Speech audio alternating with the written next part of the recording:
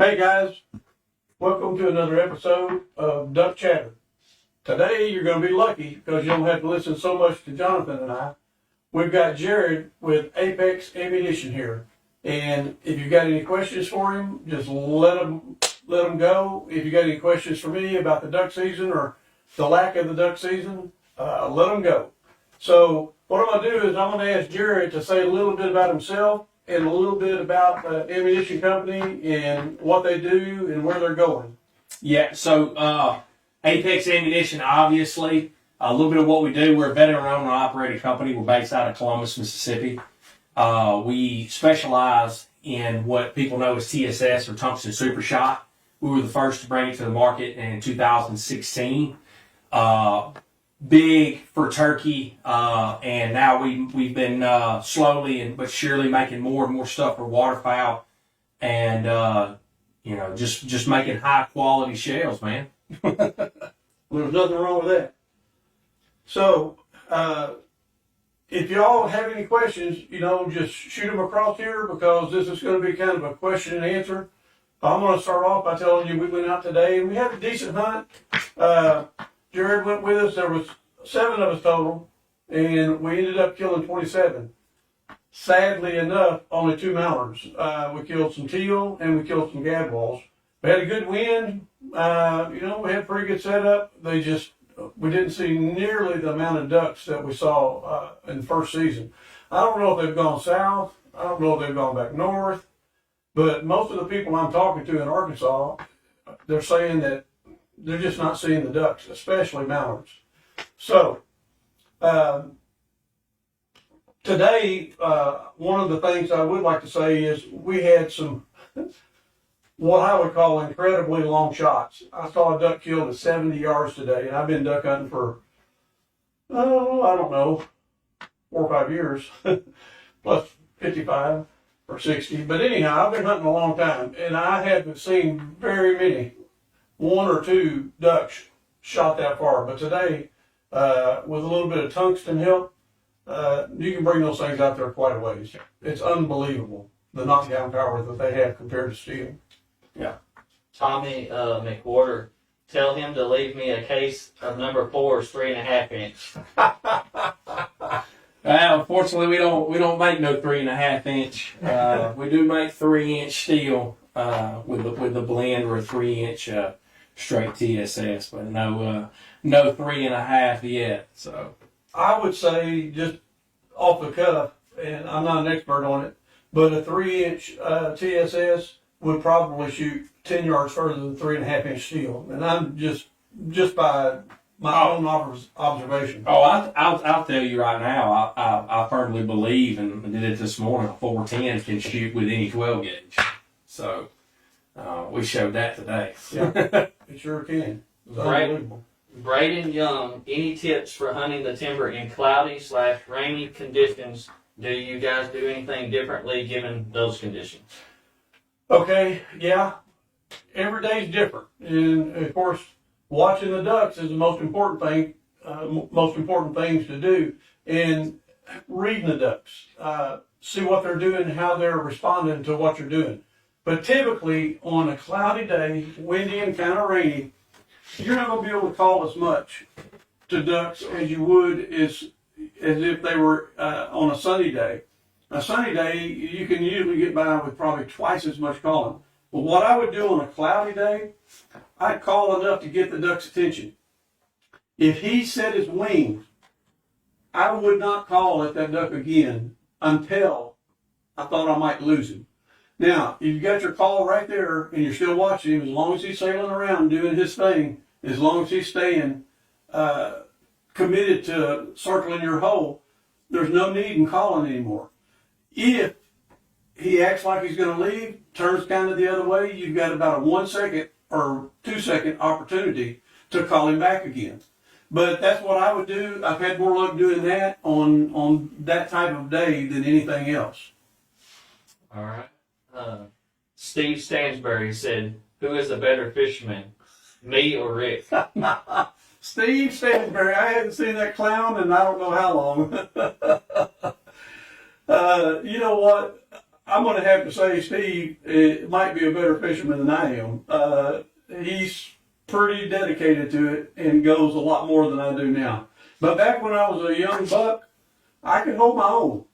But he does pretty good. As a matter of fact, he and I actually won a bass boat on the Arkansas River one time, and we ended up selling it and splitting the money. But he can catch fish. There's no doubt about it. All right. Bill Jones, how about a sound clip of how to do feed chatter? Well, okay. Hold on just 1 second. I'm going to have to find a call. Up top, XLT Pearl. I'm taking Jonathan's word that this is to me. All right, and it was Feed chatter. feed chatter. Okay. Now there's two kinds of feed chatter. You got a single cut and you got a double cut. Now, I don't use a single cut very much, but a single cut is more like a kind of like that, and it's just a single. You do want to get your voice in the feed call, so I'm gonna turn it around and see if you can hear it. It would be like this.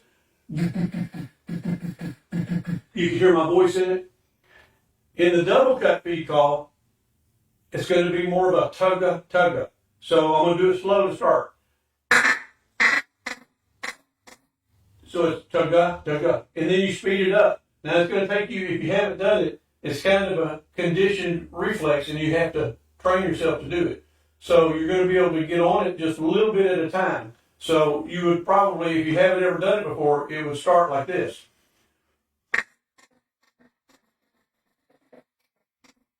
So you can just barely get into it and start getting it to run. But as you condition yourself, then you can go faster. So it would be more like this.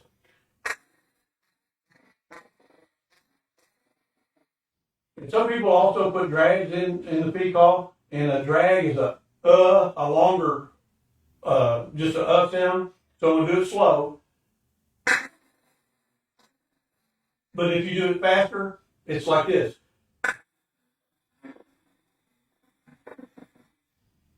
Anyhow, that's basics of the feed call. The more you practice it, the better you'll get. Next question is for Jared. All Dennis asked, what's the difference in your waterfowl loads? All right, so obviously one for starters is a tungsten super shot in our solid loads and blends. The way we set it up is we research for the best wadding system that we could possibly use. That's not just going to pattern with, one shotgun, but multiple shotguns across any platform, and it just works super well. And then we use a zinc-plated steel. Majority of your waterfowl loads are just annealed steel. So they're not, if you were to crack one open like a Winchester Expert or something like that, it's just a ball with some slag on it.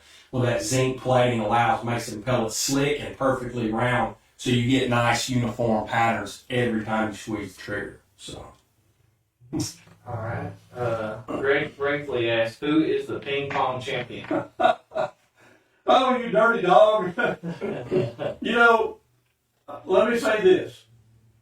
I just turned 70, but about one day out of the week, I can skin Jonathan. The other 4 days of the 5, Jonathan skins me. So, the day that I skin him, I usually tell him you're going to have to go to the nursing home and find somebody you can beat. Anyhow, Greg, good to hear from you. I hope you're having a good duck season. All right. Zach Heathscott, what is Rick's most cherished call that he has made? Well, okay, my most cherished call, I don't know that I have a cherished call. I've got a green timber hedge call that I've had on my lanyard for about 25 or 30 years, and it's probably the most cherished call I have because I use it all the time. But as far as the first one or series of calls that I made, I don't really have any preference on those. But I like the true tone of a green hedge call is my favorite. He also asked, can we see it? Yeah, but it's out in the truck. I can send Dennis out there to get it. Dennis can go get it. All right, Dennis, if you're watching this from inside the shop, which I know you are, you're supposed to be working, but I know you're watching this. Go out in my glove box and get my lanyard, please. He'll be back in just a minute. We'll go back to him. We got any other questions? Not at the time, so if you just want to talk about something. Well, I'm not very good about talking about just nothing, but Or Jared, either one. If Jared has something he wants to talk about. Man, we can talk about that beaver dam hunt I went on. We killed 5 birds in 2 days in Mississippi Delta. Man, that was rough. That was rough, man. And speaking on the migration, man, it's just, I know for a lot of people it's been rough, especially in Mississippi Delta. It's been rough for the past, 3 years. And, I've got buddies over there that's got clubs that went from a 600 bird average a year to 55. yeah. Let me say just a little bit of something about that. And this is just my opinion, this opinion and 50 cents will buy you a cup of coffee. So, what's happened to our birds is we're having good hatches. I knew Dennis was listening. There's my call. And I'm going to get to him in just a minute. Okay, so they're having good hatches up above us. And, they're telling us they got lots of ducks. And I'm sure they do because they have no need to hide it. You know what I'm saying? Duck Unlimited does a good job. Delta Waterfowl does a good job. Just about everybody that's in that does a good job. But the ducks that come down, we used to get the whole amount of ducks that would typically come down. So what I'm gonna try to compare this to is a piece of pie. Okay, we used to get the whole piece of pie. I can remember in the 70s, the duck hunting was outstanding, and we had less ducks than we have now. The reason it was good is because we got the whole piece of pie. Now then, we've got rest areas. We've got, I know of 5 federal rest areas and a couple of state rest areas that we have in the state. Each one of those takes a piece of pie out because we're not able to hunt those ducks. But now, with that said, there's nothing wrong with that because it saves more ducks to go back and breed. So it gives us more ducks for the next year. We also have large landowners that own anywhere from 10,000 to 50,000 acres. And they're having rest areas on them. And these are private rest areas. Now, these private rest areas are taking a piece of the pie. We've got up above us in Missouri, the Game and Fish Commission is doing an excellent job up there of holding the ducks. Now, somebody told me that they even have heated ponds that hold ducks when things really get cold. But I don't know about that. I'm not going to say they do or they don't. But because Missouri is holding ducks for so much longer up there because they're feeding them better, that takes out another piece of the pie. So what used to be the whole piece of pie, our whole pie that we got, now then we're getting probably half that pie or a third of that pie.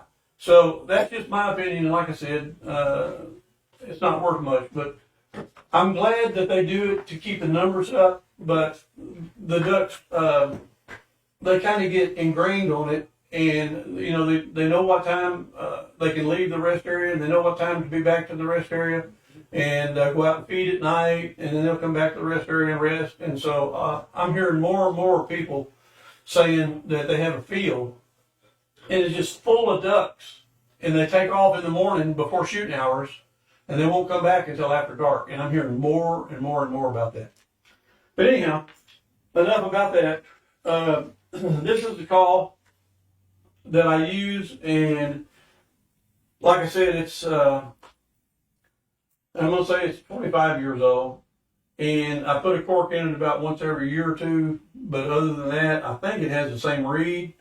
About every second year, I have to go in and clean it out, and I get chewing tobacco in it. I'm bad about blowing chewing tobacco in a duck call, but it'll build up in there. It'll still blow, but when it starts sounding a little bit dead, I have to go in there and clean it all out and take a brush and get it all out. But anyhow, that's the call, and I've got another green hedge that I like. That's as a matter of fact, oh, I had the wrong insert in there. Of course, I had it so long I can't remember. Getting too old. But this older one, of course, this is hand turned, and it's a little oversized insert compared to the other one. I don't know if you can see that. It's not a lot, but this is oversized, and actually the barrel's a little bit oversized. But if you're doing it by eye, you just try to get it as close as you can. But anyhow, that's the call.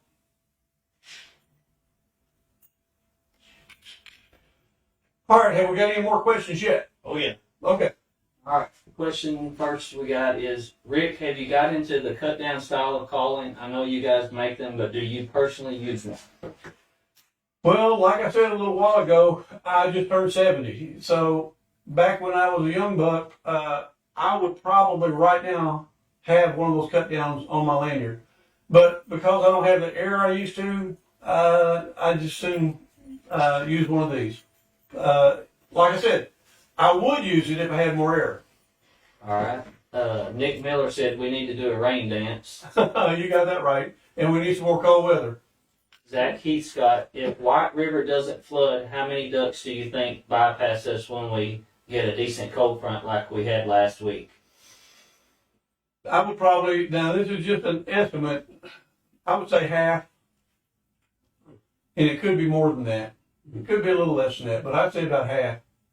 We just don't have enough place to hold them. If the White River's out, I don't know if you remember, but you always see about every 6 or 7, maybe 10 miles, there'll be a big pocket of ducks. They'll be usually in WRP fields, but they'll get in there and they'll load up, and there may be anywhere between 10,000 and 30 or 40,000. And every 10 miles, it's like that. And what that is, when the river gets up, that's the batteries to our flashlight. That's what makes it happen for duck hunting. All right. Stephen Cottrell, I hope I say that right. What's your experience hunting cattle ponds, and what tips would you have? Okay, now it's been a while since I hunted a cattle pond, but I have hunted them.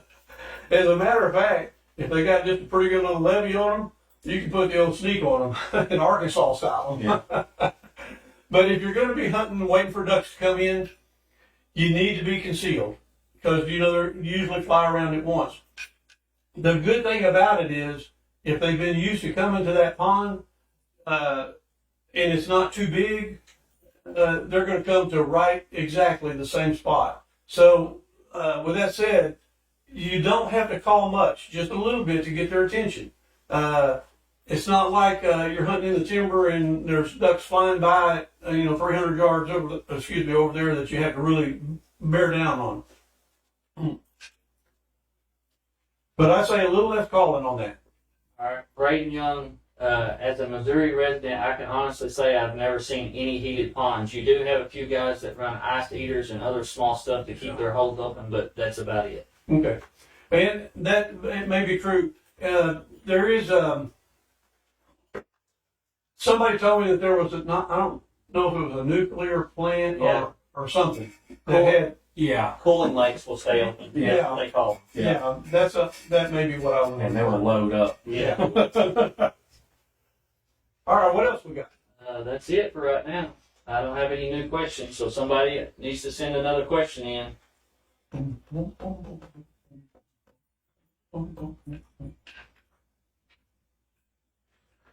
Oh. We can get off of the duck subject if you wanted to talk about your turkey loads. Yeah, I tell you what, I'll talk about this since I brought it in here. I know a lot of people over the past couple of days have, just been very inquisitive on, some of the story posts we've been putting up as far as the 410 is concerned. So what I've been shooting here is, obviously you can see it's a really nice pointer 410 made by Legacy Sports, Cerakoted in bottomland, 3-inch. So far, it's been pretty solid. I didn't oil it real well this morning, so it was giving me a little mess up. But so far, it shot well. So I got the Pattern Master, and actually this is a Pattern Master Co-Black turkey. So I actually patterned, when I patterned this, I was shooting the 2.5 inch, 410, 5/8 ounce, a number 9 shot. 30 yards, this setup will put 200 out of 225 pellets in a 20-inch circle. So, as I predicted this morning, I said, man, we get any ducks 20 yards in, I'll probably miss. And, rang true with that. So if they were 30 to 40 yards, I was pretty good. But man, if they were that close, man, it's a little bit tight for my liking, but it did the job, especially on cleanup. Yeah. All right. Next question is Greg Noel. What's your favorite echo call, Rick, as in flooded timber / rice combo? Okay, so that's a good question. I use a timber call. Now I can blow a timber call pretty loud. So in a rice field, sometimes you need volume. Sometimes in the timber you need volume. So I would probably say that. But the guys here at the shop prefer the breaker, and the reason they like the breaker is, you can get loud on it. You can also get soft on it. So everybody has a different preference. What I would suggest is try a couple of them. If you got a sporting goods store close to you, just swing by there and blow a couple of them and see which one you like best. But myself, I stick with the timber. All right. Ben Valen, how about price of shells per case? What is your price different varies? So for the steel load, obviously it's a lot more economical. It's $209 a case, and if you order from our website, we'll ship it to you for free. So $209 for the 3-inch steel. You got the blends for a case are going to run $409, and then the straight TSS is going to run, I believe it's $549 for a case. So definitely, big broad spectrums right there. But man, the steel's awesome. I mean, it's really all awesome. But the blends right now so far have been our most popular, and believe it or not, in the 20 gauge. A lot of guys going in the 20 gauge. All right. This one's for Rick. Zach Heescott, what would be your number one suggestion to AGFC to improve duck hunting in Arkansas? Well, Make it snow up put me north. on the spot. Make it snow up north. Yeah. A lot of it has to do with the weather. We got the duck hunter needs two things. They need cold weather, and they need water. A lot of times we'll get some cold weather, and a lot of times we get water, but not very often do we get both of them at the same time. So, that's what we've got to have. But for the Game and Fish Commission to make things better here, we'd have to have more available flooded timber, and not necessarily flooded timber, but places like Steve Wilson, where you have natural feed and buckbrush willows, that type place. There's some great hunting out on the Steve Wilson area. You do have to draw for it, and I think this year they went to Tuesdays, Thursdays, Saturdays, and Sundays. And I'm pretty sure that you only have to draw on the weekends, but I'm not positive, so don't quote me on that. But the other thing that the Game and Fish Commission can do is, like I said, get more of that land and try to get as much water on it as you can, and have the ability to get water off when you can, so that we can get it on when we need it on. And I realize that's hard to do because a lot of times the river's up and it's up too high, so it won't drain. So we're stuck in there, and you end up getting some trees killed or whatever. But if there was a way that we could figure out how to get the water off, it would be great. So they would get it on sooner if they could do that. So I don't really have any great suggestions, just more ground, because we're crowded right now. All right, we're running at 25 minutes, 18 seconds. You want to end it at about 30 minutes? Mm-hmm. Okay. So if anybody has any more questions, you need to try to get them in real quick, because we're only going to be on for about 4 more minutes.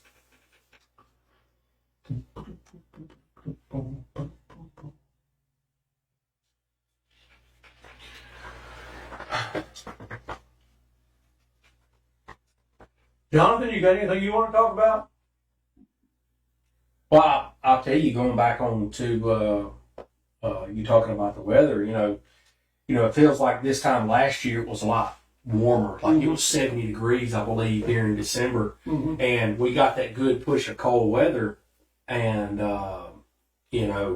we just didn't get no snow and ice up north. Right. You know what I mean? So I usually go by, like I go and I type in snow cover map. You pull up in telecast and you can see where the snow line's at. And I mean, right there, you got the Rocky Mountains, you got snow, but right there, dead center, you ain't even, last I checked the other day, we didn't even have snow in North Dakota. Yeah. See, last year, we had the water. We had water almost the whole season, but never once did I break ice. The year before, never once did I break ice. So we didn't have any cold weather for the last 2 years. Now, I'm not going to say there wasn't ice on shallow rice field, but where we hunted and we had a little deeper water, no ice whatsoever. All right, I got several questions. Tracy Treese, best overall call. Our best overall call, for a beginner, let me say there's two things. For a beginner, our best overall call would probably be a diamond wood double reed. The things work. They keep what was that old saying? They take a lick and then keep on ticking. They're really good. A lot of guys use them. They're easy to blow. Very seldom do they get out of tune. So that'd be a good one for a beginner. Excuse me. For an experienced caller, I'd go with a single reed, and I would go with a breaker. I think it's our most versatile call. I think it has the best sound also. All right, the next question is for Jared. Yeah. John Inzer, the Apex blend load of number 4 steel and number 9 TSS, does a 690 choke work good, or is that too tight? Well, yeah, it actually works good. A lot of it depends. I get a lot of that question all the time about chokes, and the choke and shell always depends on your gun because a lot of your guns are bored different. So, standard, I would go with the 690. That's roughly around your full range. Me personally, you can go either Rob Roberts T3 or a Jeb's choke. I'm a big fan of Jeb's. I throw really good consistent patterns. But yeah, 690 full choke. Yeah, them fours are gonna heat. All right, Ricky D. Brock Howe, I hunt between where the ducks roost and where they go to feed. What's some tips to get them to decoy? They just seem like they know where they're going and don't pay any attention. Okay. That's a good question, and that happens a lot. It's happened to me, let me say hundreds of times. Now, if they know where they're going and they know they're not going to get shot when they get there, it doesn't make a difference for what you do. You're probably not going to be able to do anything. The only thing I would suggest is get you a group of hunters where you have 5 or 6 good duck callers and that can really blow the duck call and holler at them and really get their attention. And if you can get their attention, if you ever get them to set their wings, usually you got them. But that's the only thing that'll get those ducks down. And what happens is they hear so much commotion down there, they think something's going on and they want to check it out. So sure enough, they'll check it out. So just, try to remember that. Try it. If that doesn't work, I don't know what to tell you because sometimes there's nothing you can do to get those ducks to come in. Yeah, that we had a bunch of examples of that today. Y'all were breaking them off high today. So yeah. All right, I guess this will be the last question. This is from Steve Stansberry. Uh-oh. Ask Rick what his first duck call making shot was. So my very first duck making shop was a little, I think it was 10 by 10 that I had behind the house. And this was in 1975. And I'm sure it was infested with spiders and everything else, but it wasn't much. It was a lot smaller than this room here. And I had a lathe and a drill press and a bandsaw in there. And I would go to town as soon as I got home from my regular job. Excuse me. My regular job. But it wasn't much. We've kind of come a long way. Like Eddie Senior says, it went from a a hobby to a nightmare. So we get so many orders right now, I don't know if we're going to ever get them out. All right, one more came in. This All right. this is the last one. Dakota Swank. How do we get to hunt with the Rick and the Echo Boys? You know, what we might do, because we do have a spot that we can go to now, we might try to raffle a spot off. 'Cause, I mean, we get hundreds of people that would like to hunt with us, but it's not feasible to do that. A lot of times you don't know where you're going or where you're going to end up. But now we've got a pretty good spot that Freddie has, and it's a spot that we know is going to have water no matter. So at some point this year, excuse me, well, my throat's catching. Like I need to drink some water. At some point this year, we may try to do I don't know how we'll do it, but get a number of people and draw. All right. I believe that's it. All right, I need to get a drink of water. Gosh.